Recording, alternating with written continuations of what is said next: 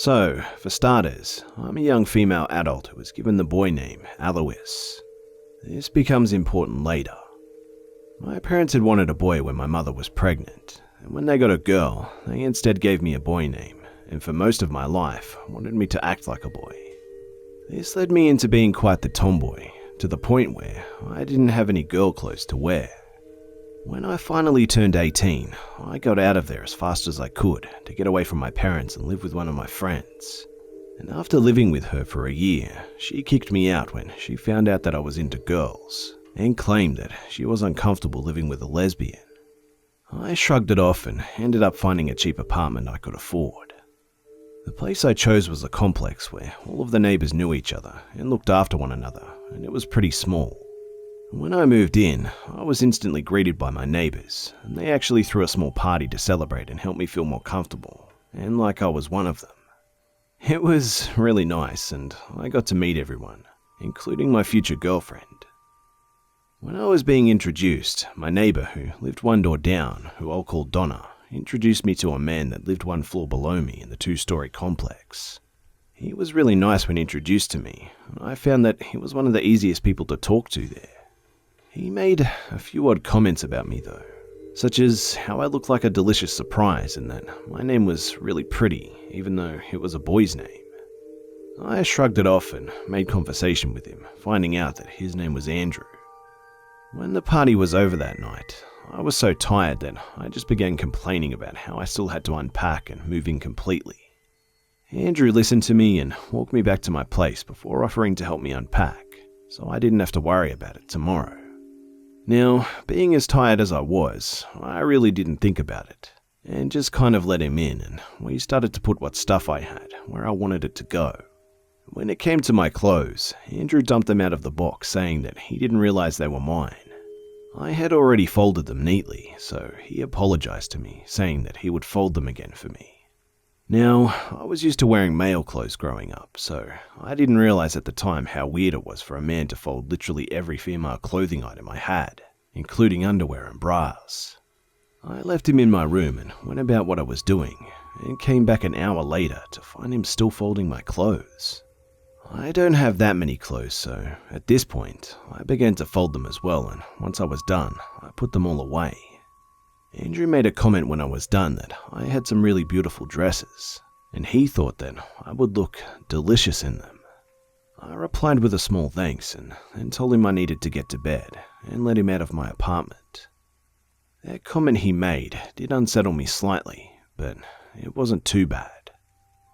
Over the course of the next 3 months, Andrew would just show up at my door and ask to talk or go someplace to hang out. I would usually say yes, and he would make great conversation, and occasionally add a flirtatious comment in there that I would ignore, being into the same sex and all. I had tried once or twice to subtly hint that I was into girls, but Andrew never seemed to catch on to it, or just didn't care or something. Skip another month and I'm at my favorite cafe when I see my future girlfriend Emma. I chat with her thinking that she's really nice and cute, and we'd been friends for a while at this point. While talking, I noticed Andrew enters the cafe and he waves at me, to which I briefly wave back before returning my attention to Emma.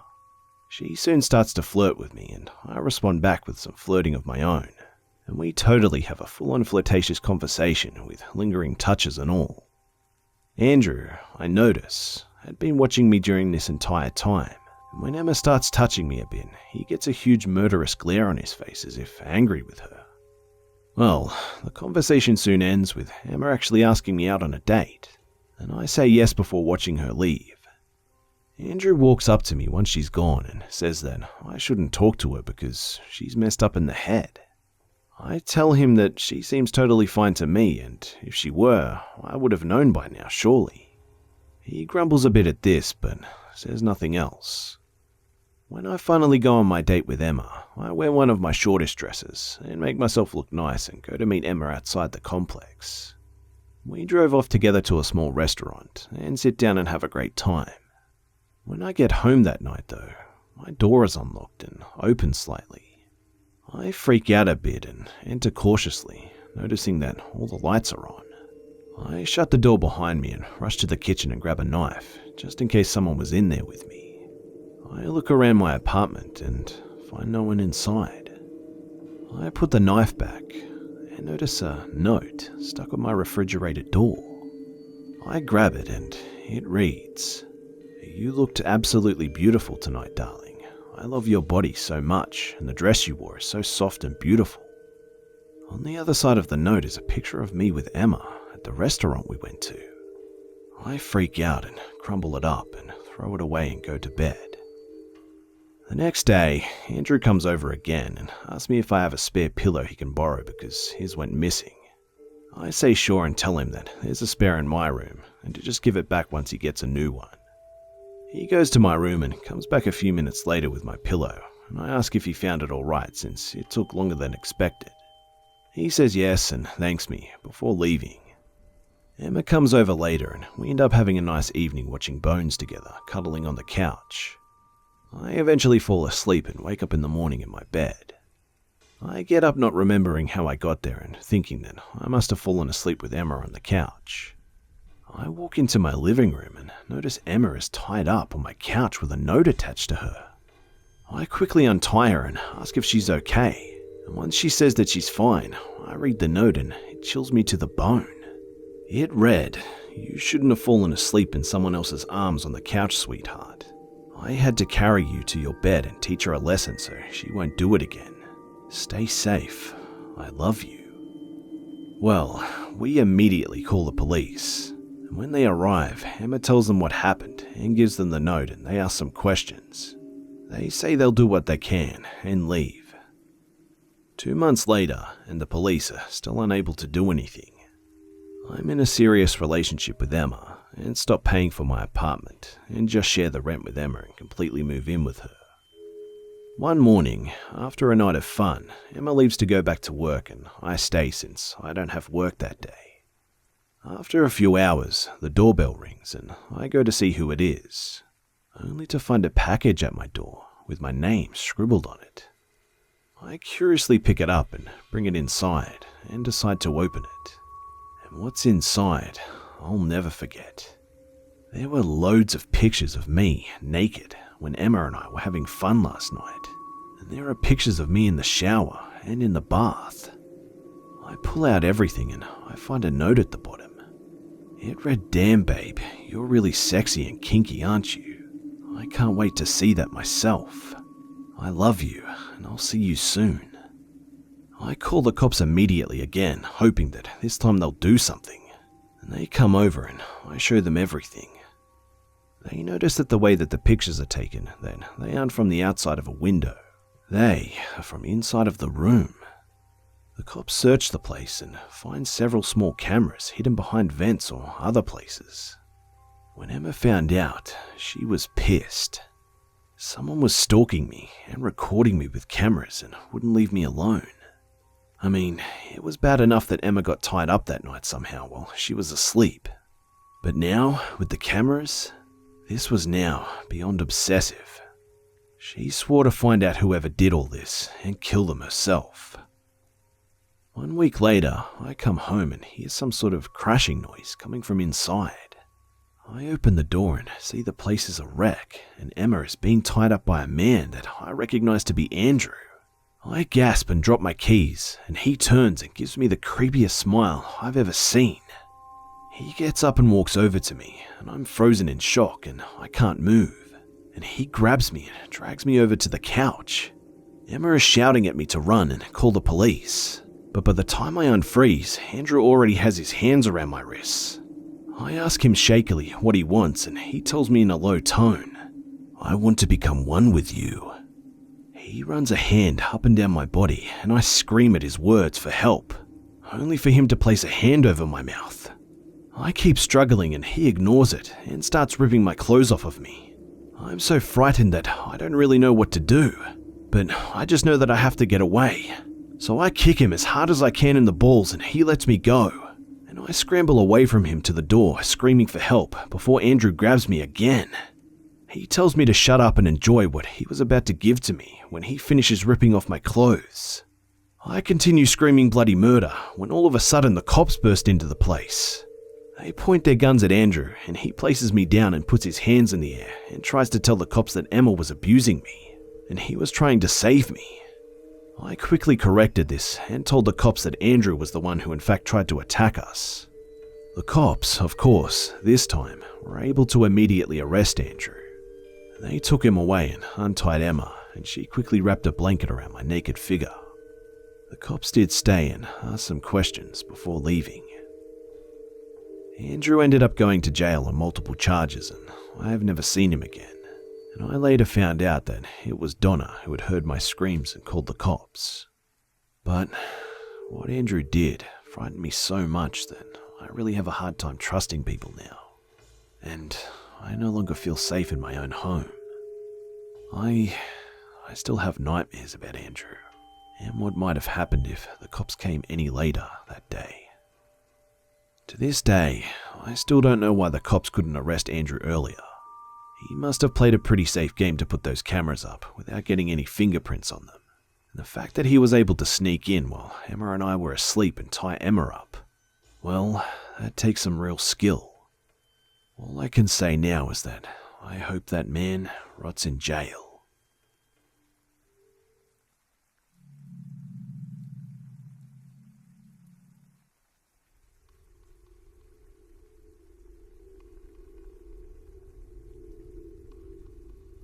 After living on County Line Road, my family moved a few times. My parents split apart when I was about 11, and we moved in with my maternal grandparents. They lived in a nice house, really spacious. It had a finished basement, 4 rooms, a big yard, and a hot tub. We only lived here for a couple of years, but I had one experience here. The house itself never seemed haunted. And I know it's weird to say this, but I felt like something moved in with us from the county line all those years before. So, it was around 9 or so at night. I was trying to fall asleep on a cot in my grandmother's room. I tossed and turned around and looked over to her closet, and noticed something strange. It had mirrored doors that slid on a track, and the door closest to my view was cracked open a few inches. I saw something peek at me from the closet. I laid frozen in terror. I couldn't blink and I couldn't move. This thing was a fleshy yellow creature, just staring right at me. Its eyes were black and glossy, and its mouth was long and thin, and it had fangs. When I was finally able to move, I ran as fast as I could, and I got my mum. She looked in the closet, and there was nothing. It was gone. Sometime after this, my mother, brother, and I moved to a townhouse in a city called Greensburg. I was 13 at the time, and Jake, my brother, was 11. It wasn't an old house, so there wasn't much character about it. Or so we thought. Where we lived, there was a cemetery across the street. Moving in and meeting new friends, my brother and I, we would go to the cemetery just to look around and be rebellious. My brother, friend, and I went around the east end of the cemetery when, all of a sudden, we each had a thumping headache. No one could explain it, yet oddly, as we began to walk away, our headaches were gone. It was strange because it happened every time we went to the east end. However, inside the house, there was nothing out of the ordinary. That was, until the first experience happened. So one night, Jake, Mum and I were watching TV when the blinds to the patio just started moving.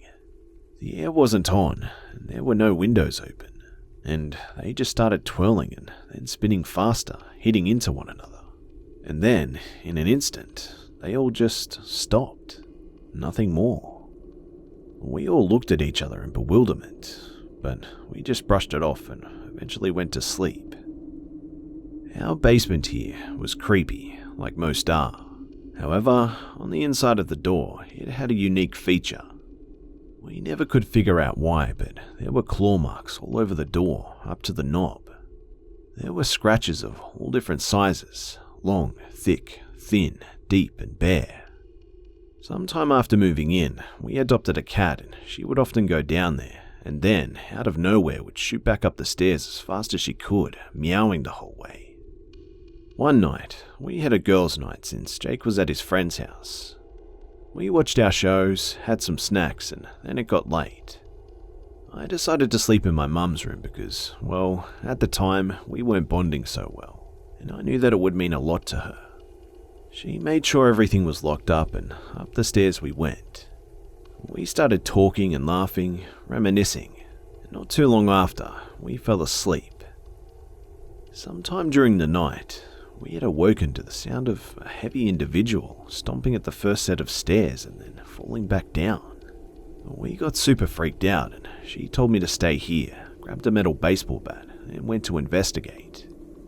When she came back, she had a look of puzzle on her face. She said that all the doors were still locked and that no one was there. We stayed up as long as we could to try and hear another sound, but there was nothing. There was something about the closets in this house though.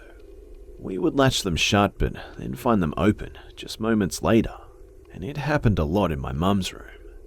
I always tried to keep mine shut at all times because I always felt a dark, uneasy feeling from inside of there. Time passed and at some stage I became depressed. There was a lot going on at the time and I've never been one to handle stress well. It was affecting my life in all aspects. I would have trouble sleeping and would have the same nightmare every single night for a long time. In my dreams, I would be chased by demons and would literally wake up to a big brown spider dangling in my face almost every single morning. After waking up and seeing this spider in front of my face, it would just dissipate right before my eyes. One particular evening, I was trying to sleep. My back was turned and I was facing the wall. As I was laying there, trying to get some sleep, I felt breathing on my ear, and it literally moved my hair. I turned around to find nothing but darkness. I turned my bedside light on after it, and fought to try to get some more sleep. A couple of days after, I was cleaning my room and I had a standing mirror next to my door. As I was cleaning my room, the closet door just creaked open. And in the reflection of my mirror, I saw this creature with long, tall ears. It had blackened out eyes and a smile that stretched from ear to ear. It also had reddish, oily skin and short black hair.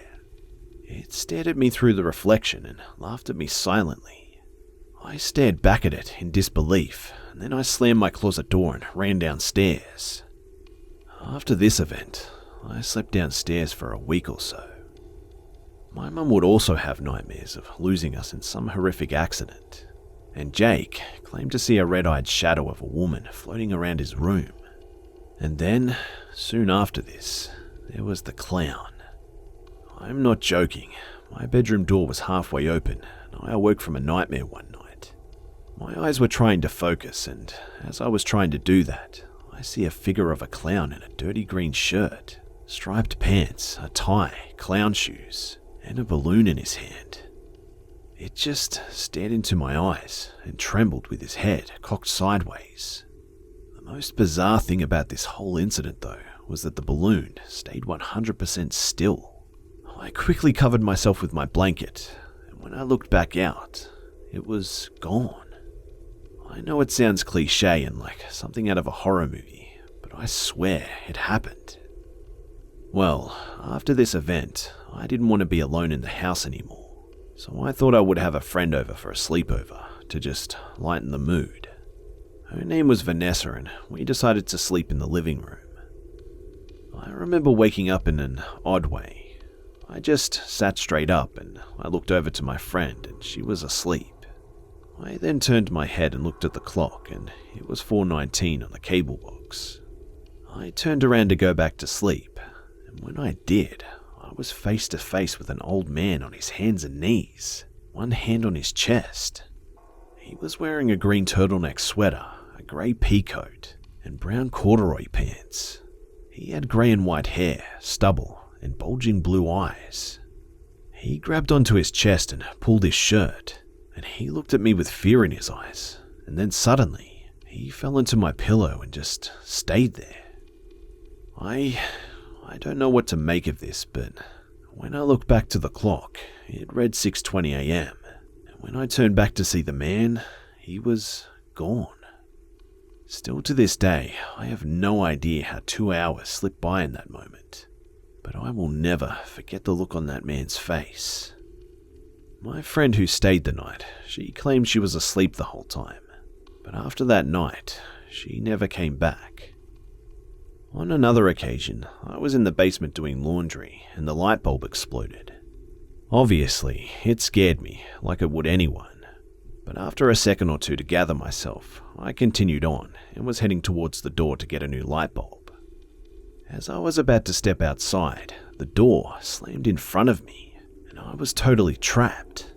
My mum was at work, and Jake was upstairs playing video games. I was banging on the door as hard as I could, and as I was doing it, I felt a push on my chest.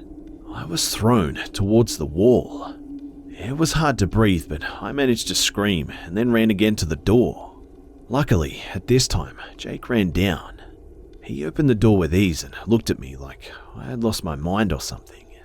I told him what had happened, and he looked behind me at the light bulb. And when I looked back, I saw the light bulb still hanging there, intact. It didn't make any sense. I saw it explode. I felt the glass shatter. And also, the door wasn't able to be shut. It was crooked on its hinges since day one. And one final experience happened here, and I swear that even now, nothing tops it. I was in the living room with my family, and I was at my lowest point and was ready to do something stupid. They were on the couch watching TV, and I was on the recliner. From where I was sitting, I could look left to the bathroom, kitchen, and stairs down to the front door. I started to scratch an itch on my arm, and I looked away from the TV because I noticed a smell of rotting meat. I turned my head to the left, and in the doorway, clear as day, I saw it. It was this creature, tall and red. It was kind of muscular and had yellow eyes and hooves for feet. This thing stared at me and I couldn't look away.